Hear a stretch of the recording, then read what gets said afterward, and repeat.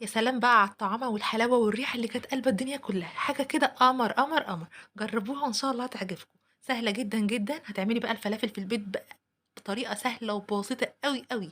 هتحبيها جدًا، جدًا، وطريقة إن شاء الله هتعرفي تعمليها، وأي حد أول مرّة يعملها، يعملها وهتنجح معاه. لو أول مرّة بقى بتتفرّجي عليَّ يا ريت تدعميني باللايك وتشتركي في القناة عشان يوصلِك كل جديد إن شاء الله. ده الفول بقى ده ربع كيلو، ده ربع كيلو بالضبط. أنا جِبته نقعته 4 ساعات بالضبط، تمام. بعد كده بقى جِبت معايا شبت وبقدونس وكزبرة، تمام. أول حاجة بقى وبصل وتوم بس، والفول المنقوع. هاعمل إيه بقى، هاجيب الخلاط بتاعي أو الكَبّة، الخلاط أو الكَبّة، تمام. هاحط البصلتين، أنا معايا بصلتين صغيرين مش كبار أوي، هاحطهم في الخلاط وهاحط معاهم التوم، وهاحط معاهم نُص كوباية مَيّة بالضبط، نُص كوباية مَيّة، تمام. بعد كده بقى هاضربهم في الخلاط لحد أمّا يبقى معايا العصير ده سايل كده أو الخليط ده سايل. هانزل عليه كمان بالخضرة بتاعتي برضه، وكمان برضه أنعّمها معاهم. لازم يبقى عندي خليط سايل كده عشان يسهّل معايا بقى ضرب الفول بتاعي، بس وخلاص. وهاقول لكم بقى هنعمله إزاي بطريقة سهلة أوي، أوي. بس أهم حاجة الأول إن أعمل الحاجات دي عشان يبقى معايا خليط سايل كده يسهّل معايا ضرب الفول، ما نحطش المكونات كلّها مرّة واحدة. لو الخلاط بتاعِك بقى والكبة بتاعِك تمام وهيعمل معاكِ الدنيا تمام بسرعة، اعملي. كده بقى كنت حاطة الخضرة وباضرب برضه، هاضرب بقى ضرب حلو كده. وبعد كده بقى إيه، هانزل بقى بالفول. بُصّي الخليط بتاعي بقى عامل إزاي، كده بالطريقة دي كده. يعني كل حاجة بتبقى مفرومة كده فرم ناعم كويس يعني. هانزل بقى بكمية كده من الفول، جزء منه، وأبدأ أضرب. وبعد كده برضه أول ما يتفرم أنزل بجزء تاني كده. لو بقى الكبة زي ما باقول لِك بتاعتِك هتفرم كويس تمام، الخلاط بتاعِك برضه هيفرم الكمية كلها مرة واحدة برضه تمام.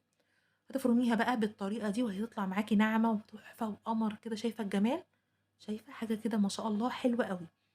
بس بقى بعد كده بقى هانزّل كل الكمية بتاعتي اللي في الخلاط بتاعي، وهاقول لِك بقى هنحط إيه، البهارات إيه أو التوابل إيه اللي هنحطها بقى عليها. طبعًا لازم ملح وكزبرة ناشفة بقى ده الأساس، كمية حلوة كده محترمة، معلقتين 3، تمام. وشوية كمون صغيرين، وشوية شطة حامي كده لو أنتِ بتحبيها.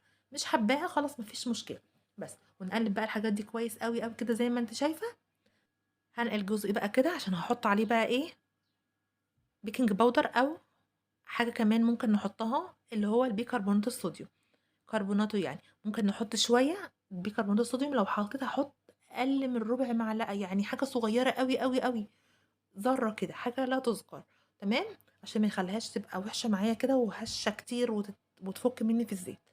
بس بقى وبعد كده بقى هانزل بالزيت بتاعي طبعًا النضيف الحلو أوي، أوي. لازم طبعًا. طبعًا إحنا برّه بقى مش عارفين هي بتتعمل بزيت إيه طبعًا، أنا هاعملها بقى في البيت بزيت نضيف كده وهتشوفي بقى الطعم هيفرق جدًا. الطاسة بتاعتي التانية كانت كبيرة، نقلت بقى في إيه، في حاجة غويطة شوية عشان تبقى شكلها حلو كده وطعمها حلو وكلها تستوي. تنزلي بقى بها كده بقى مش قادرة أقول لِك على القرمشة والطعامة والجمال، حلو أوي. شايفة بقى ما شاء الله كانت حلوة وريحتها كانت قلب الدنيا.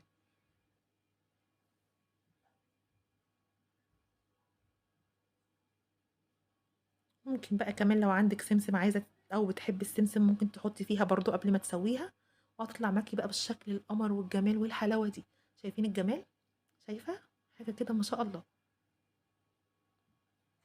عايزة بقى عيش وطماطم كده مش قادرة أقول لِك حلوة أوي، وشوية جرجير بقى كده يا سلام مش عايزة أكتر من كده. كانت ساندوتش